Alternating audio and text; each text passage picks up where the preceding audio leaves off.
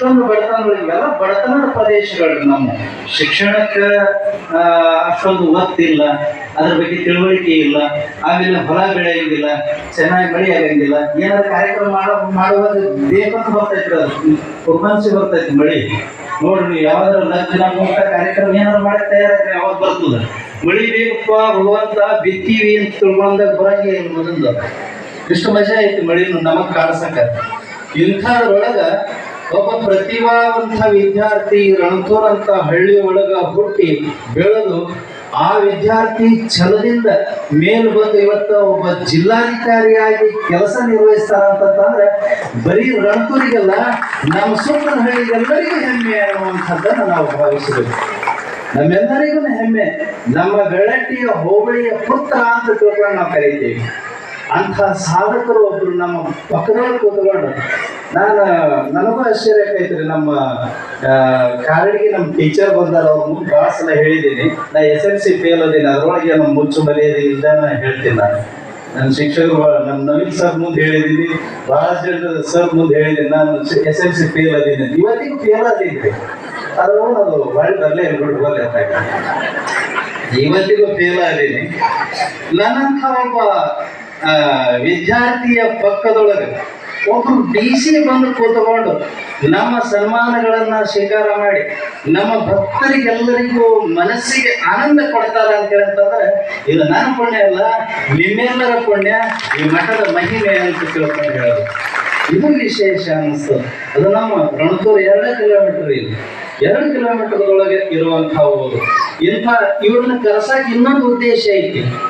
ನಮ್ಮ ರಣತೂರು ಒಬ್ಬರು DC ಆಗ್ಯಾರ ಅಂತಂದ್ರೆ ನಾವ್ ಯಾಕೆ ಆಗಬಾರದು ಅಂತ ತಿಳ್ಕೊಂಡು ನಮ್ಮ ಇಲ್ಲಿ ಸೇರಿರ್ತಕ್ಕಂಥ ಮಕ್ಕಳಲ್ಲಿ ಛಲ ಮೂಡ್ಬೇಕ್ರಿ. ಅದು ನಾವು ಮುಂದಿನ ದಿವಸ DC ಆಗಬೇಕು, ಬೆಳಟ್ಟಿ ಮಠದೊಳಗೆ ಬಂದು ನಾವು ಪ್ರಶಸ್ತಿಯನ್ನು ತಗೋಬೇಕು, ಸೇವೆ ಮಾಡಬೇಕು ಅನ್ನುವಂಥ ಛಲ ನಮ್ಮ ಮಕ್ಕಳಲ್ಲಿ ಮೂಡ್ಲಿ ಅನ್ನುವಂಥ ಅತ್ಯಂತ ದೊಡ್ಡ ಉದ್ದೇಶ ಅವ್ರನ್ನ ಕರೆಸುವಂಥದ್ದು.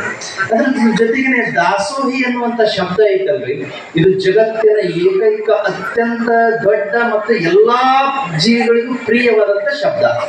ಎಲ್ಲಾ ಜೀವಿಗಳು 84 ಲಕ್ಷ ಜೀವರಾಶಿಗಳಿಗೆ ಎಲ್ಲರಿಗೂ ಬೇಕಾಗಿರ್ತಕ್ಕಂಥ ಏಕೈಕ ವಸ್ತು ಅಂದ್ರೆ ದಾಸೋಹ, ಅನ್ನ ನೀರು. ಇದನ್ನು ಬಿಟ್ಟರೆ ಮತ್ತೇನು ಬೇಕಾಗಿಲ್ಲ. ನೋಬೆಲ್ ಪಾರಿತೋಷಕ ಕೊಡ್ತೀನಿ ಬಾ ಅಂತ ತಿಳ್ಕೊಂಡು ಕರೀರಿ, ಅದು ಬೇಕಾಗಿಲ್ಲ. ಡಾಕ್ಟರೇಟ್ ಕೊಡ್ತೀವಿ ಬರ್ರಿ ಅಂತ ಕರೀರಿ, ಅದು ಬೇಕಾಗಿಲ್ಲ. ಇವು ಏನೇನೋ ಪ್ರಶಸ್ತಿಗಳದಾವಲ್ರಿ, ಅವು ಯಾವ ನಾಡೋಜ ಇತ್ಯಾದಿ ಯಾವ ಕೊಡ್ತೀವಿ ಅಂತ ಕರೀರಿ, ಏನೂ ಬೇಕಾಗಿಲ್ಲ. 84 ಜೀವರಾಶಿಗಳಿಗೆ, ಲಕ್ಷ ಜೀವರಾಶಿಗಳಿಗೆ ಬೇಕಾಗಿರ್ತಕ್ಕಂಥದ್ದು ಒಂದೇ ಒಂದು ಅಂತಂದ್ರೆ ದಾಸೋಹ ಅನ್ನುವಂಥ ಪ್ರಸಾದ ಬೇಕು. ಆ ದಾಸೋಹ ಅನ್ನುವಂಥ ಶಬ್ದವನ್ನೇ ಮುಂದಿಟ್ಟುಕೊಂಡು ರಾಮಲಿಂಗೇಶ್ವರ ದಾಸೋಹ ಮಠ ಅಂತ ಮಾಡಿದ್ರು. ಆ ದಾಸೋಹ ಅನ್ನುವಂಥ ಶಬ್ದವನ್ನ ನಾವು ಆಯ್ಕೆ ಮಾಡಿಕೊಂಡು ಪ್ರತಿ ವರ್ಷವೂ ಒಬ್ಬೊಬ್ಬರಿಗೆ ದಾಸೋಹಿ ಪ್ರಶಸ್ತಿಯನ್ನು ಕೊಡ್ತಾ ಇದ್ದೀವಿ. ನಿಮ್ಮ ಜೀವನದೊಳಗೆ ನಿಮ್ಮ ಅಂತ್ಯಕ್ಕಿದ್ದ ದಾಸೋಹ ಮಾಡಿರಿ ಅಂತಲ್ಲ ನಾವು ಪ್ರಶಸ್ತಿ ಕೊಡೋದು. ನಿಮ್ಮ ಜೀವನವೇ ಒಂದು ದಾಸೋಹವಾಗಿ ಪರಿವರ್ತನೆ ಆಗಲಿ ಅಂತ ತಿಳ್ಕೊಂಡು ದಾಸೋಹ ಪ್ರಶಸ್ತಿ ಕೊಡ್ತೀವಿ. ನಿಮ್ಮ ಜೀವನವೇ ದಾಸೋಹ ಪರಿವರ್ತನೆ ಆಗಲಿ, ಅದಕ್ಕೆ ದಾಸೋಹ ಪ್ರಶಸ್ತಿ ಕೊಡ್ತಾ ಇದ್ದೀವಿ. ಅಂತಹ ದಾಸೋಹಿ ಪ್ರಶಸ್ತಿಯನ್ನ ಇವತ್ತಿನ ದಿವಸ ಗೌರವದಿಂದ ಬಂದು ಸ್ವೀಕಾರ ಮಾಡಿದ್ರು. ಇನ್ನೊಂದು ಹೆದರಿಕೆ ಇತ್ತು ನಮಗೂ, ಚಂದ್ರಗೂ ಮತ್ತು ನಮ್ಮ ಬಸವನಗೌಡರಿಗೆ ಎಲ್ಲರಿಗೆ ಹೆದರಿಕೆ ಆಗಿಬಿಟ್ಟು ಅವ್ರ ಮುಖ್ಯಮಂತ್ರಿಯವರು ಇವತ್ತಿನ ದಿವಸ 1 ಗಂಟೆಗೆ ಮೀಟಿಂಗ್ ಕರೆದಿದ್ರು. ಅವ್ರ ಭಾಷಣಗಳು ಹೇಳಿದ್ರು. ಅದು ಕ್ಯಾನ್ಸಲ್ ಆಗಿ ರಾಮಲಿಂಗೇಶ ಎಷ್ಟು ಬೆರಿಕೆ ಅಂತ ಹೇಳ್ತಂದ್ರೆ ಮುಖ್ಯಮಂತ್ರಿ ಮೀಟಿಂಗ್ ಅನ್ನ ಕ್ಯಾನ್ಸಲ್ ಮಾಡಿಸ್ಕೊಂಡು ತಮ್ಮ ಮಟ್ಟ ಕರ್ಕೊಂಡು ಬಂದಾರ. ಇದು ವಿಶೇಷ, ಇದು ಪವರ್ ಅಂತ ಹೇಳ್ತಾರೆ. ಅಂಥ ವ್ಯವಸ್ಥೆ ಒಳಗೆ ಅವ್ರು ಬಂದರು. ಅದ್ರ ಜೊತೆಗೆ ನಮ್ಮ ಪ್ರಕಾಶ್ ಬಣಕಾರ್ ಅವರು ಹೆಚ್ಚು ಕಡಿಮೆ ನಾಗರ ಮಾಡೋದ ಸುಮಾರು 79% ನಮ್ಮ ಮಠದೊಳಗೆ ಓದಿದ್ದಿರತಕ್ಕಂಥ ವಿದ್ಯಾರ್ಥಿಗಳು. 79% ಎಲ್ಲ ವಿದ್ಯಾರ್ಥಿಗಳು ನಮ್ಮ ಮಠದೊಳಗೆ ಓದಿದ್ದಾರೆ. ಅದ್ರೊಳಗೆ ಒಂದು 25ರಿಂದ 30 ವಿದ್ಯಾರ್ಥಿಗಳು ಗೌರ್ಮೆಂಟ್ ಜಾಬ್ನೊಳಗದಾರ.